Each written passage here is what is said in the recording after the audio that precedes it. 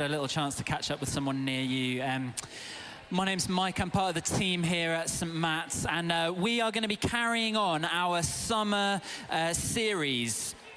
We're going to be carrying on our summer series today. I know many people ready to start school and get back to things, but let's keep it. Apparently September's going to be sunny, even though it's been quite windy and rainy a little bit in August, so we'll keep the summer going for a little bit longer. And our summer series has been looking at heroes of the faith in the scriptures in the Old Testament, a different character each week that's particularly inspired our preachers who've been speaking to us.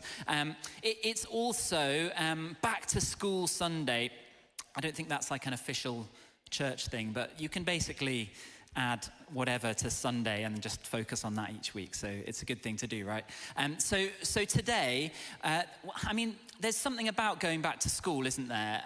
Most of us remember it, whether it's been recently or many, many moons ago, or that feeling of starting a new thing. Many of us will be getting going with things after summer holidays, a slightly different season. When you get ready for school at the start of the year, you make sure you're all set up, don't you? The school clothes still fit, maybe some new shoes to get you through the day, sharpen the pencils up, make sure the pencil case is packed, getting ready. And really, many of us will be doing that for the different things in our lives.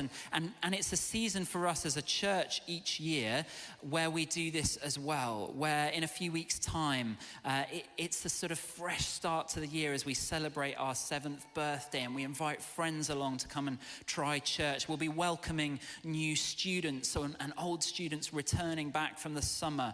We'll be inviting each other to join back in with teams and launching small groups in a few weeks' time, trying to get going with the things that will make our church flourish as we move forward in this term together. And today we're going to be looking at a character called Joshua in the scriptures in the Old Testament, who I love. And God has often brought the story of Joshua to me at times of doing new things and starting new things. So we're going to look at a few short episodes from the life of Joshua today. And the first is at the very start of the book of Joshua, a very, very good place to start. We find Joshua as some of us, some of our children and different people will be doing, starting something brand new. So we're going to dive in, Joshua chapter 1, starting at verse 1. It's going to come up on the screens, but if you've got Bibles with your phones, whatever, you can get that and find that in Joshua chapter 1. After the death of Moses, the servant of the Lord. Okay, maybe it's not entirely like going back to school. Hopefully for most of us, we haven't had a major death in our family. Okay, but after the death of Moses, the servant of the Lord said to Joshua, son of Nun, Moses' aide, Moses, my servant, is dead. Now then, you and all these people get ready to cross the Jordan River into the land I'm about to give them, to the Israelites. I'll give you every place where you set your foot, as I promised Moses. Your territory will extend from the desert to Lebanon and from the great river, the Euphrates, all the Hittite country, to the Mediterranean Sea in the west. No one will be able to stand against you all the days of your life. As I was with Moses, so I will be with you. I'll never leave you nor forsake you. Be strong and courageous, because you will lead these people to inherit the land I swore to their ancestors to give them. So we find out that Moses, this sort of famous, amazing leader of the people of Israel, has died, and it's time for the new generation to take over. This bit of Joshua is one of new beginnings, and Joshua's got some pretty big shoes to fill. But God has big plans for him and for his people. Verse 3 said this, I will give you every place you set your foot. As I promised Moses, your territory will extend from the desert to Lebanon, from the great river, the Euphrates, all the Hittite country, to the great sea on the west. Now, geography was never my sort of strong point when I was at school. I know we've got a few, our church warden, Steve Campion, geography teacher. I was going to get some maps up, but I didn't find one that looked quite right. But I did have a look at the geography, and I've looked at this before. The sort of area that the people of God and Joshua might have been expecting to move into, the land of Canaan, is this little area just across the Jordan River. That might have been their expectation. In fact, it wasn't even their expectation, because 40 years earlier, as we're going to come to in a moment, they decided they wouldn't bother. They wouldn't trust God's plans to take this small bit of land because they didn't think they were ready for it. They didn't think they thought it was too scary. But God has big plans. Where they had an expectation maybe of this little area of land the other side of the Jordan, he says, I will give your territory from the desert right over on this side to Lebanon up the top, to the great river Euphrates all over here, the Hittite country round the top, to the great sea on the west, the very other side of the land. This huge area on the map, an area that they might not even have expected could have been possible. Those are some pretty big plans. And you know what? The places and the names and the map aren't necessarily important, because do you hear what they said? I will give you every place you set your foot. That is a big promise from God, isn't it? God has big plans for his people, bigger than I can think of, bigger than you can think of, bigger than all of us could think of with all of our big ideas put together. I think sometimes we try to put God in a human-sized box, don't we? We try to fit him into our ideas, and we can forget what it is to dream, to let God put his big plans inside of us and to dream with him. We think we can only do this much, just that little area on the other side of the river. But God says, I've got this much from right over here, right up the top, over to the other side. And so I wonder what our expectation is of this new year as some of us go back to jobs or start new things or whatever's coming up for us and for our church, especially those starting something new. This is a chance to reimagine the year with God. What could happen with the God of big plans working alongside us? The most incredible heroes in history have been those who have had huge dreams. I love the story of, not that these are the most incredible heroes in history, but the guys who founded Google. When they were at college together, they picked the number, it's followed by 100 zeros. One followed by 100 zeros, while they were still graduate students. And the number in mathematics is called a Google. And that's a big dream, because what they wanted to do was to achieve the biggest search engine on the internet, and they've done it. That's a big dream, isn't it? We're going to name our company after this huge number, one with 100 zeros on the end. And we all know the name Google now, don't we? Jim Rees, who's the chief of operations at Google, says this about the founders. It takes a lot of confidence and courage to go ahead and do that. And it's rare to find people who think on such a grand scale and are able to create a great product at the same time. So Google's founders were dreamers. That's what it takes to accomplish great things, not only in business, but in all areas of history. You think back to the words of someone like Martin Luther King as he gave his famous speech, I have a dream, as he dreamed of a world of racial unity. I wonder what your dreams are for this term. Some of those things can seem a little bit scary, but actually God has dreams for each of us in and where we are, where we live, where we serve, where our jobs are. What are your dreams? A new term, a new season is a good time to start dreaming again. Maybe to recover or to renew a dream that you've had in the past. Maybe to refocus on a dream that you know is part of your life, some plans that God might have for you. Or maybe to pray and to ask God for inspiration, for a dream, for his plans for your life. There might be vocational things to do with our jobs, the way we're called to serve in this world, whether that's paid or unpaid. Maybe relational things to do with a marriage or a relationship or a friendship or a family, a restoration.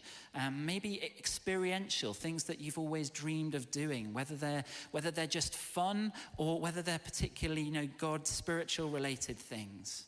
Maybe personal things in our own lives, our character, things that need development, or maybe spiritual things, an area of healing or area of growth in your life that you want to step into. We need to keep on dreaming, because dreaming is the first step towards reality. And God has big plans.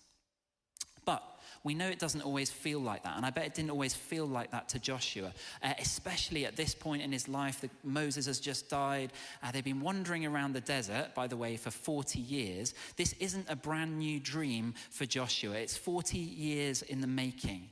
And so for our second episode in Joshua's life, we're going to rewind a little bit and we're going to look at a little bit of Joshua's backstory. So 40 years before this, Joshua, as a young man, he'd been sent out as a spy by Moses to check out the promised land. Moses has brought the people of Israel out of Egypt. You might remember the story. They've sort of got their freedom, but they're in the desert. And God tells them to go and have a look. Go and see what this new promised land looks like, what it promises to them, and how they might take it on in his power and his strength. And Joshua and his friend Caleb were part of this team of spies who went out to check out the land. We pick up the story in Numbers, book in the Bible, Numbers chapter 13, verse 30, when they've just got back, the group of spies, and they're giving their report. So this is Numbers 13, starting at verse 30. Then Caleb silenced the people before Moses and said, "We should go up and take possession of the land, for we can certainly do it."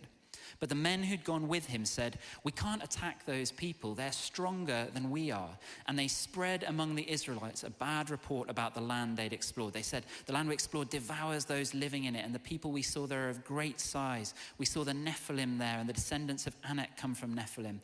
We seemed like grasshoppers in our own eyes, and we looked the same to them." That night, all the members of the community raised their voices and wept aloud. All the Israelites grumbled against Moses and Aaron, and the whole assembly said to them, "If only we died in Egypt or in this wilderness. Why is the Lord bringing us to this land only to let us fall by the sword? Our wives and children will be taken as plunder. Wouldn't it be better for us to go back to Egypt?" And they said to each other, "We should choose another leader and go back to Egypt." Then Moses and Aaron fell face down in front of the whole Israelite assembly gathered there. Joshua, son of Nun, and Caleb, son of Jephunneh, who were among those who had explored the land, tore their clothes and said to the whole assembly, "The land we passed through and explored is exceedingly good. If the Lord is pleased with us, he will lead us into the land, a land flowing with milk and honey, and he will give it to us." And so this little episode of Joshua's life, the first we hear of him, is about faith and waiting and also getting stuck. The team of spies, as they head out, they go through the land and they see the fruit. They see how amazing this place is. They get a glimpse of the promise that God has given to them, but they also see the dangers, the size of the people, the armor that they have, the strong cities, the walls, the power. When they get back, most of the spies say, "Yes, we've seen how amazing this land is, but it's impossible. It's impossible for us to go there. We will surely be defeated." The dangers completely take over. The fear completely takes over. They lose faith. They incite the rest of the people to lose faith too. And only Joshua and Caleb stand up with a different perspective. They've seen the same thing. They've seen the same fruit and the same difficulties. But their response is entirely different. God will lead us into the land, a land flowing with milk and honey, and he will give it to us. They see the promises where others see the dangers and the difficulties. And ultimately in this situation, the people ended up saying no, they didn't go, and they had to wait for another 40 years before they headed into the promised land. And the thing with our faith lives, if we learn a little bit from this story, is that I think if you don't take risks, if you don't go exploring like these spies, you won't taste the fruit, the promises that God has for you. But if you do, you'll see something of it. You'll see something, a glimpse of the fruit and the possibilities. But you'll also encounter the dangers and the difficulties They are there, and you can't get away from them. I wonder if there are things in your life, some of the things we were just talking about, ideas, dreams, promises. Maybe they're big things or just small ideas. Maybe they've fallen by the wayside temporarily. For the Israelites, it was the promised land, somewhere to call home, a place of fulfillment and abundance for them. What is it for you? Maybe in those areas of your vocation, your job, your calling. Maybe it's to do with relationships, community. Maybe it's spiritually to do with healing, all of those things I was just mentioning. Where are you at now with that thing? Full of faith? Waiting, like Joshua? Or perhaps stuck, like some of the Israelites there? You know, there's nothing like the frustration of being stuck. Some of us went down to Creation Fest in the summer. We had a great time camping there, and lots of you I know joined on the Sunday as well. We had a big barbecue. It was a great time. But the day that Roxy and I and our kids were traveling down to Creation Fest, the sort of 1 hour, 10-minute journey that it's meant to be turned into something like 4 or 5 hours as we had, there was an accident and the major road was closed off. We came off the road and we went onto one of these little country lanes. We're like, that's fine, Google, it's getting quite a lot of mentions today, isn't it? Not advertising or anything. But you know, did its thing, said, let's go this way. And did its thing apparently for all of the other people on the road who found themselves with us on this tiny little one-track country road, hundreds and hundreds and hundreds of cars packed in with not enough passing spaces, lorries, caravans, camper vans, all traveling down different places, but trying to get through just this tiny little track. And everywhere we went, you couldn't move. You got stuck, and there were people walking from the other direction saying, you've just got to turn around, there's no way through for anyone.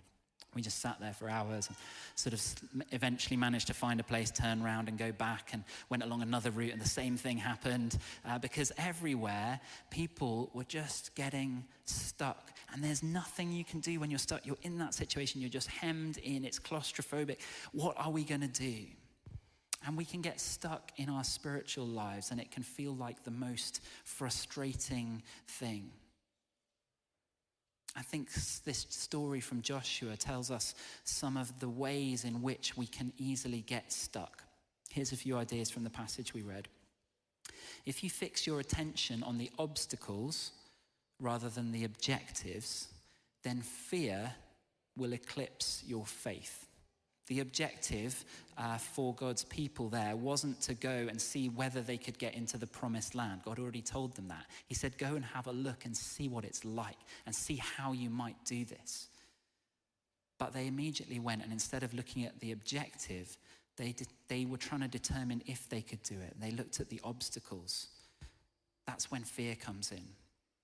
Secondly, if you compare what you lack to what others possess, then intimidation will replace the confidence that you have in God. If you look at what you lack compared to what others possess, then intimidation will replace your confidence. And thirdly, if you allow fear to take control of your situation, then your desire for relief will weaken your courage. And so the people of God, they wanted to go back to what they'd known before. They wanted to go back into the land of Egypt. They wanted a new leader. Wanted something different, to gratify their desire to return to normal. And this is a bit like us for our spiritual lives as well. Actually, Phil was talking last week about sort of spiritual warfare, and I know there's a few people who left actually feeling slightly troubled by some of that, and sort of understandably so. And I think whilst it's important, we need to talk about these things, the realities of the world around us, even the unseen world around us. Actually, it's important that we focus on the victory that we have in Jesus, focusing not on the obstacle, but on the objective, which is Jesus. In fact, the spiritual world affects us in different ways, some of which for some people, as we hear stories of that, can seem quite scary. But actually, for most of us, They affect us in the ways that we live our lives in the normal world. That, Paul talks about this when he talks about spiritual warfare in 1 Corinthians 10, about strongholds, patterns of thinking that keep people captive around our lives, that keep us from knowing more of God. And in Ephesians 4, Paul talks about not giving the enemy a foothold, strongholds and foothold in our lives, which means when we operate in a way that's consistent with the way of evil rather than Jesus' way, when we allow anger and unforgiveness, judgment, jealousy, when we allow those things into our lives, we're sort of playing on the enemy's turf rather than on God's turf. So where are you at as we come to the end of the summer and into this next season of life? Do you need to take a step to go exploring like the spies, to go and have a look, see what God might have for you this season, to step out? If you do that, be aware that it won't always be easy. Let's go in prayerfully. Let's go in together with our friends and family, with small groups, praying for us as we seek out new things for God to do in our lives. Or have you found yourself stuck in your faith and the things that God might have been calling you into?